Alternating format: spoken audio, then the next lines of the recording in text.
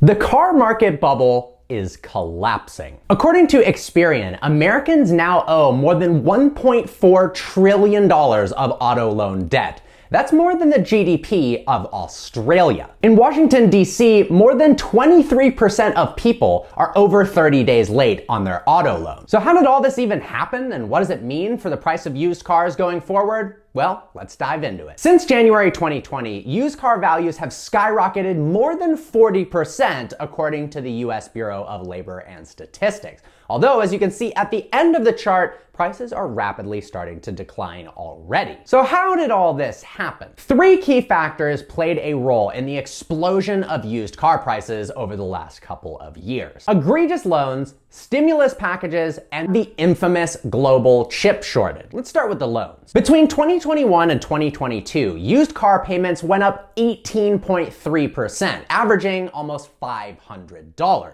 The average new car payment sits at $730, which is absolutely insane. Looking at Cox Automotive's vehicle affordability chart, we can now see that it takes an average of 42.2 weeks of the average American's income to pay for a car, whereas just a few years ago, it was only 32 weeks. Quick note, I noticed the majority of you guys watching haven't actually subscribed to the channel yet, so if you've learned something in today's video, click that subscribe button and turn the notification bell on. Also, big shout out to Lucky Lopez, Graham Stephen, and a couple other YouTubers for making fantastic videos on the car market bubble situation. I've got links to their YouTube channels in the description below. Dealerships have now started making more money selling you a loan for the car than the actual vehicle itself. As crazy as this sounds, car dealerships lobbied at state level for less regulation on loans. So unlike mortgages and student loans that have federal level regulation, auto loans have become like the Wild West. 61% of people are buying cars using dealer financing. The dealer takes your credit application, blasts it out to sometimes upwards of a dozen banks and lenders, and they submit the lowest bids possible to finance the vehicle. Let's say the lowest bid is 4% APR. The dealer can then choose to add as many percentage points as they think they can get away with before presenting the offer to the buyer. So let's say they get a bid for 4%, they submit you an offer at 7%, and they're gonna pocket that 3% difference. Unscrupulous, yes. But here's where things get really crazy. Unlike mortgages that require strict income and employment verifications, sometimes months and months of bank statements, tax returns, so on and so forth, auto loans rarely do. According to Consumer Reports, only 5% of auto loans were checked to see if the consumer could actually afford the car. That's right, that means more than 95% of people walked in, submitted a credit application, and wrote whatever the heck they wanted as their income without it being verified. You could walk in making $50K a year, put $1 million down, and 95% chance they're not gonna check, and you're gonna walk out with a car that you can't afford the payment on. This means auto loans were given out to millions of people who couldn't actually afford the car. To make matters worse, lenders' loan-to-value ratios have gone insane. Typically, it would be no more than 90%. So if you go to buy a $100,000 car, they'll loan you 90 grand, you have to come up with the additional money yourself.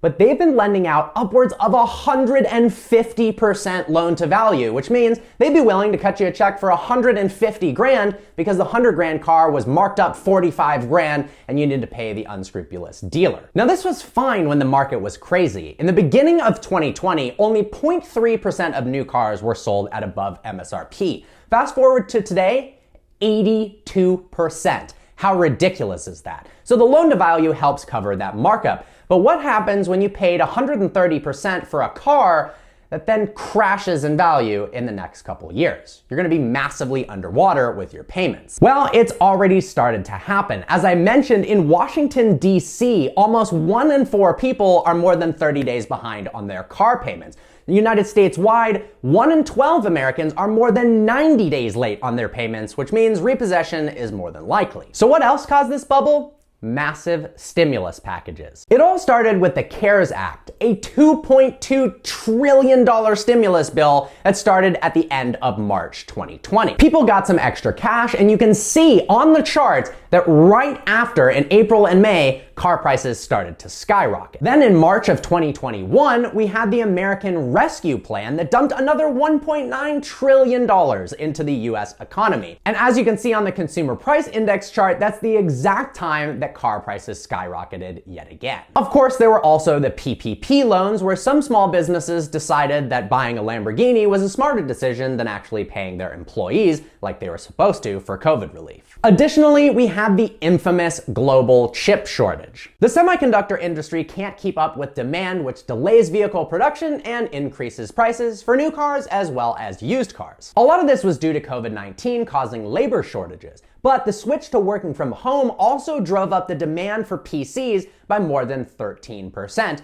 almost immediately. In fact, 2020 and 2021 were also enormous years for smartphones and tablets. Add in the massive demand for CPUs and graphics cards to mine crypto, and you've got yourself a massive supply chain issue. Because auto manufacturers can't produce cars as fast due to the global chip shortage, that means cars are rarer, and the ones that are actually available are going to be more expensive. We know car prices are higher than ever, but how is this actually affecting the everyday American? Well, subprime loan repossessions are up 11% since 2020. And prime loan repossessions, people with great credit, have doubled from 2% to 4%. Right now, 5% of United States car loans are late on their payments, and 50% of them are underwater on their vehicle, meaning they owe more on the car than the car is actually worth.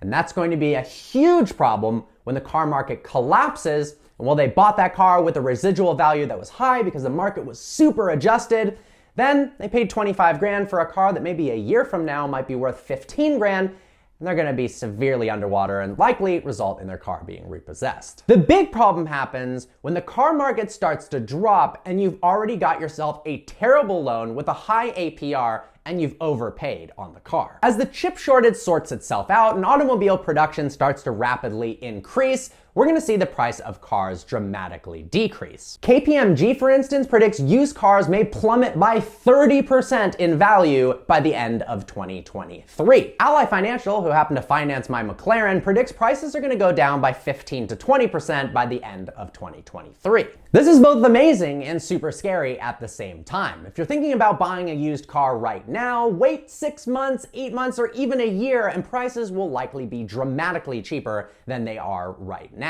The problem is all the people locked into horrendous car loans from 2020 and 2021 as prices start to go down. Let's say they have a change in income where they lose their job. All of a sudden, they're scrambling to sell a car that's now worth way less than what they paid for it, meaning repossession is likely considering most loans are already underwater, and that's at current high prices.